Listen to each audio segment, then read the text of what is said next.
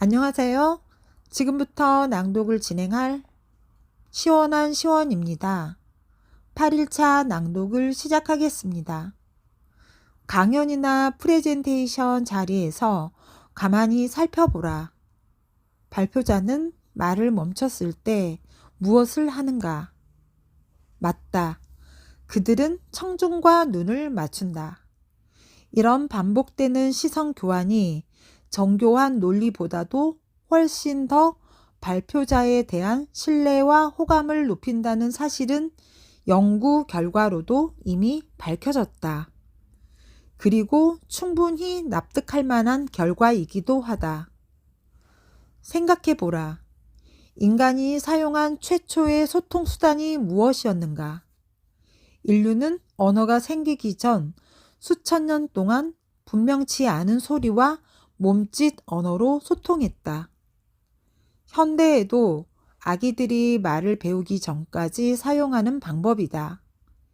이런 방법은 나라나 문화의 장벽도 없이 여전히 강력한 전달 수단이다.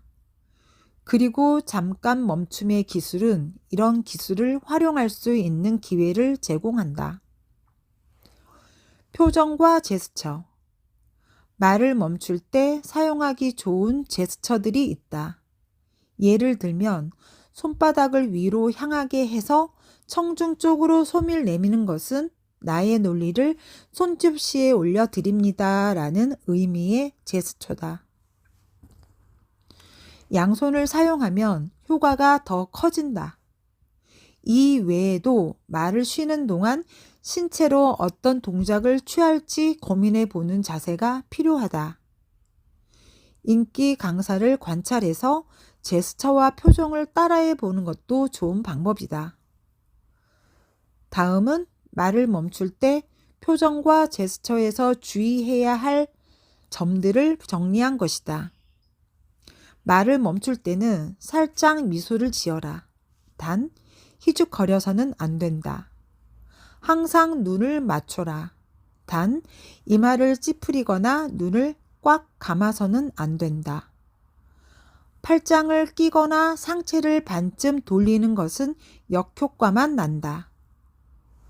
마지막 말을 할 때 손 동작으로 강조한다. 깊게 숨을 들이쉬면 자신만이 아니라 거울 누련을 통해 청자의 긴장도 풀린다. 자신만의 이상한 습관이 나오지 않도록 조심해야 한다.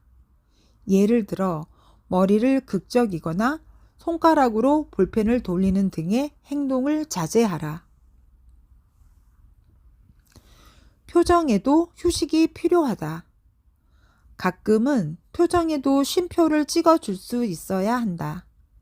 필요한 순간에 원하는 표정을 지어 다양한 감정과 의도를 표현하는 것도 능력이다.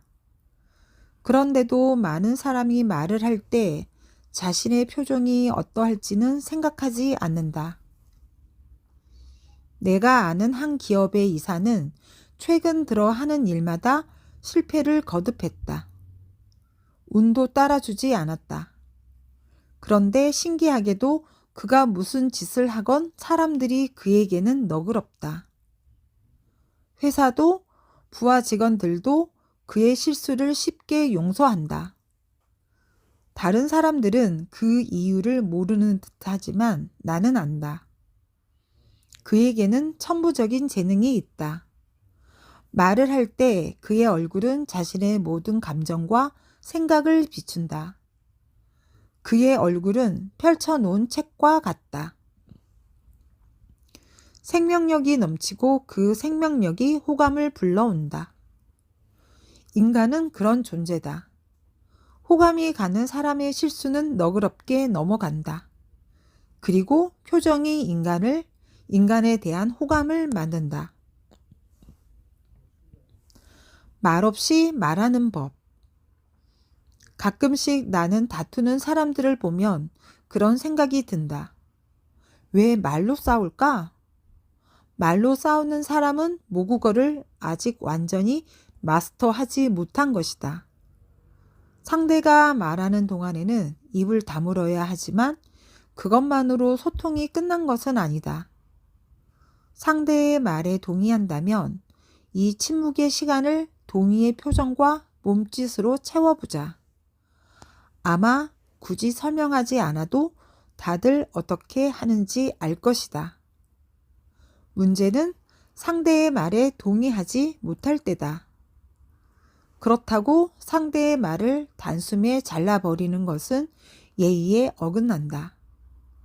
언어 공격보다는 일단 거부감을 전하는 표정과 몸짓을 시도해 보는 것이 좋다.